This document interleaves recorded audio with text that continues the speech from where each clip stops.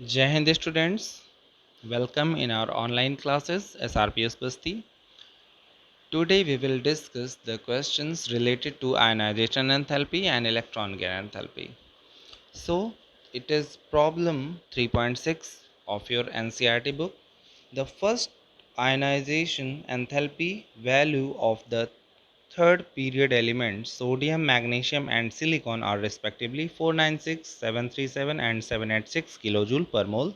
Predict whether the first ionization enthalpy value for aluminum will be more close to 575 or 760 kJ per mole. Justify your answer. Okay, so we have to find that aluminum first ionization enthalpy will be closer to which value, 575 or 760, and we have already idea about the sodium, magnesium and silicon. Okay, so we have to try to find the matching electronic configuration with aluminum. So its answer is it will be more close to 575 kJ per mole. The value of aluminum should be lower than that of magnesium because of effective shielding of 3p. Effective shielding. So it is important point. Already we had discussed about the shielding effect. Shielding effect क्या होता है, क्या बताया गया था आपको कि shielding का मतलब है कि किसी चीज़ के स्क्रीनिंग इफेक्ट या शील्डिंग इफेक्ट का मतलब है कि इनर शेल के इलेक्ट्रॉन्स के प्रेजेंस की वजह से सबसे आउटर मोस्ट इलेक्ट्रॉन जो होता है वो न्यूक्लियस के अट्रैक्शन जो होती है वो अफेक्ट होती है. Okay, so here it is written effective shielding of 3p electrons from nucleus by 3s electron. Okay, so first we have to write for aluminum and magnesium. Magnesium is 12, aluminum is 13.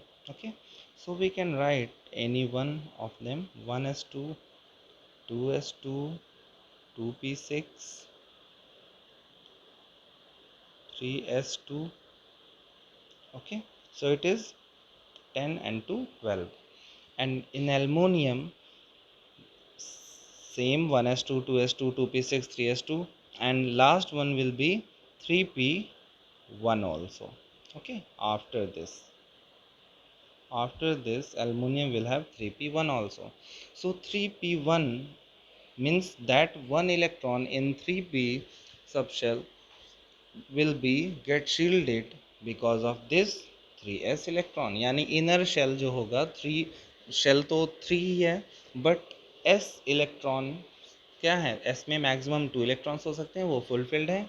तो 3p में जो 1 electron है वो shielding effect की वजह से वहाँ पर ये प्रॉब्लम आएगी कि वो इलेक्ट्रॉन कितनी आसानी से रिलीज़ कर देता है.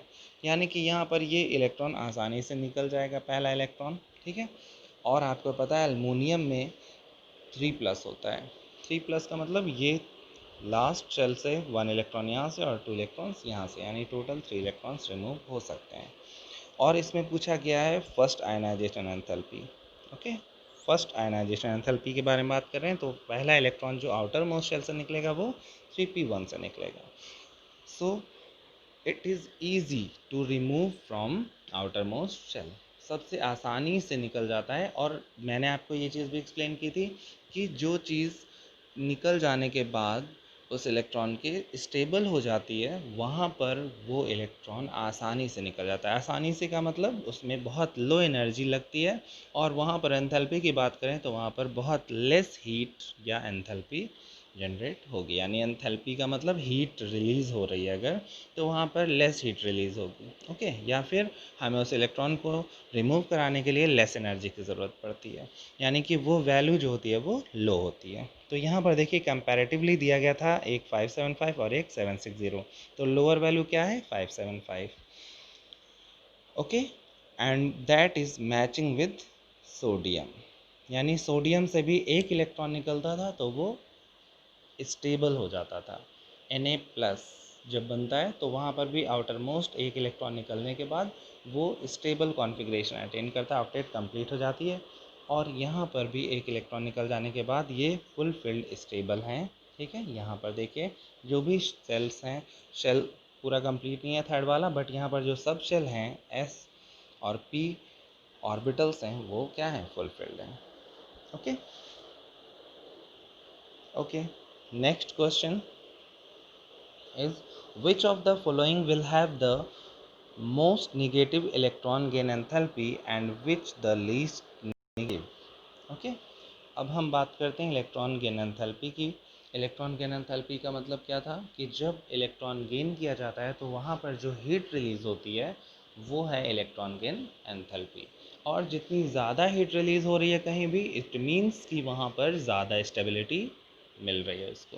यानी कि जितनी आसानी से इलेक्ट्रॉन गेन करके कोई स्टेबल होगा उतनी ज़्यादा हीट वहाँ पर रिलीज़ होगी. ओके तो यहाँ हमें बताना है कि किस में सबसे ज़्यादा है और किस में सबसे कम है. सबसे ज़्यादा जिसमें होगी वो सबसे ज़्यादा स्टेबल एनायन बनाएगा और सबसे कम जिसमें होगी वो सबसे अनस्टेबल बनाएगा. ओके सो सॉल्यूशन क्या है इसका. Electron gain enthalpy generally becomes more negative across a period as we move from left to right. यानी लेफ़्ट टू राइट मूव करते हैं जब हम पीरियड में, तो साइज़ क्या होता है, डिक्रीज़ होता जाता है. Okay smaller.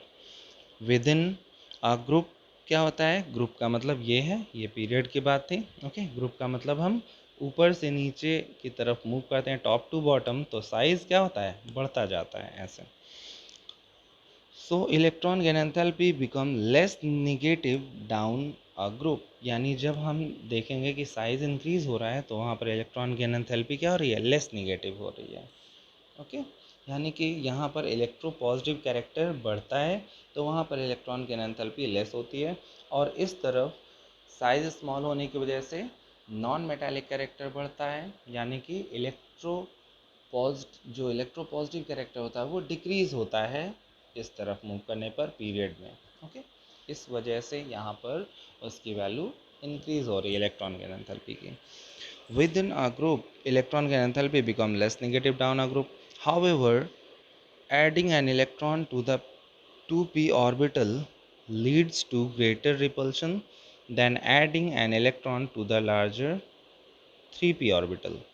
Hence, the element with most negative electron gain enthalpy is chlorine. Obviously, we had discussed that in halogens, all halogens are more electronegative. अगर comparatively देखा जाए तो हेलोजन फैमिली के फ्लोरीन, क्लोरीन, ब्रोमीन, आयोडीन जो हैं वो ज़्यादा electronegative होते हैं. ठीक है इनकी इलेक्ट्रोनेगेटिविटी हाई होती है और उनमें भी अगर हम कंपेयर करें तो वो आसानी से इलेक्ट्रॉन गेन कर लेते हैं और वो स्टेबल एनायन बनाते हैं. ओके यूनी निगेटिव, एक निगेटिव चार्ज के साथ वो स्टेबल अटेन हो जाते हैं, स्टेबल एनायन बना लेते हैं. The one with the least negative electron gain enthalpy is phosphorus. देखिए अगर हम इनकी बात करें कि पीरियोडिक टेबल में इनकी पोजीशन क्या है. ओके तो जैसे आप बात करते हैं BCNOF, आपको ये पीरियोडिक टेबल में याद होना चाहिए. BCNOF के बाद क्या होता है, यहाँ एल्युमिनियम आता है, कार्बन के नीचे सिलिकॉन आता है, नाइट्रोजन के बाद फॉस्फोरस आता है, ऑक्सीजन के बाद सल्फ़र और फ्लोरीन के बाद क्लोरीन.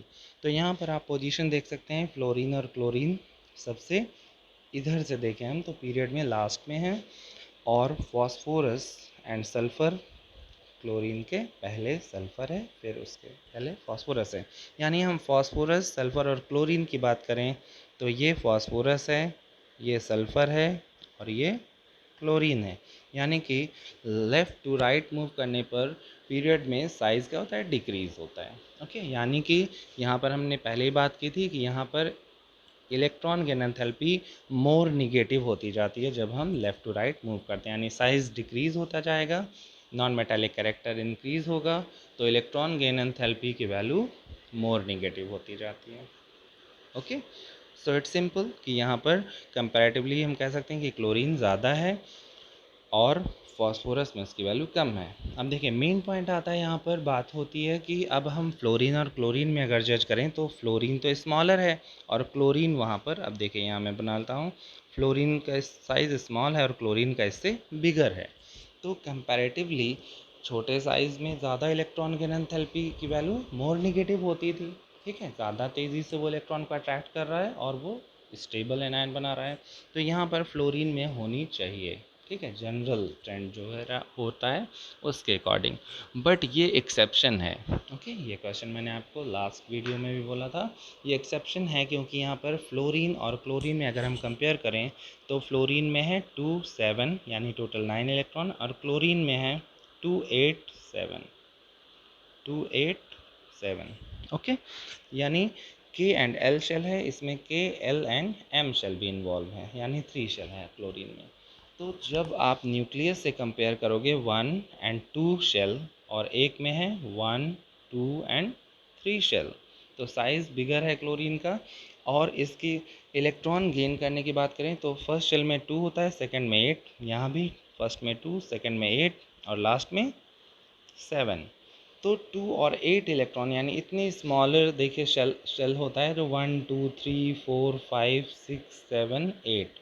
तो यहाँ पर इलेक्ट्रॉन डेंसिटी जो है वो हाई है, यानी एक शेल में 8 इलेक्ट्रॉन्स हैं। यहाँ पर भी सेकंड शेल में 8 इलेक्ट्रॉन्स हैं, वहाँ पर भी इलेक्ट्रॉन डेंसिटी हाई है। लेकिन थर्ड शेल जो है उसका साइज़ बिगर होता है, उसकी रेडियस ज़्यादा होगी तो उसका साइज़ भी बिगर होगा।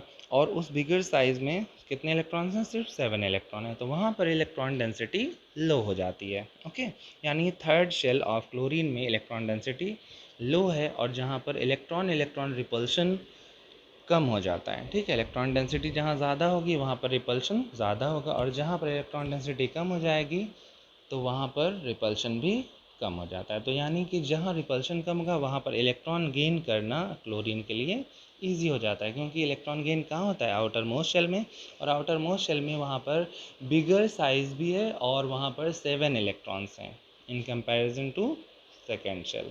थर्ड वाले में 7 है और सेकेंड वाले में 8 होते हैं। ठीक है, तो सेकेंड शेल है इसमें आउटर मोस्ट, और इसमें थर्ड शेल है आउटर मोस्ट। तो साइज़ बिगर है और 7 इलेक्ट्रॉन्स हैं, और यहाँ पर साइज़ स्मॉलर है और 8 इलेक्ट्रॉन्स हैं। तो यहाँ पर इलेक्ट्रॉन इलेक्ट्रॉन रिपल्शन फ्लोरीन में ज़्यादा होने की वजह से इलेक्ट्रॉन गेन करने में इसे प्रॉब्लम होगी, इलेक्ट्रॉन डेंसिटी हाई होने की वजह से। यहाँ पर इलेक्ट्रॉन गेन करने के बाद ये स्टेबल होता है, लेकिन कंपैरेटिवली फ्लोरीन एंड क्लोरीन में क्लोरीन आसानी से इलेक्ट्रॉन गेन कर लेगा, क्योंकि वहाँ पर इलेक्ट्रॉन इलेक्ट्रॉन रिपल्शन उसके वैलेंस शेल में कम है।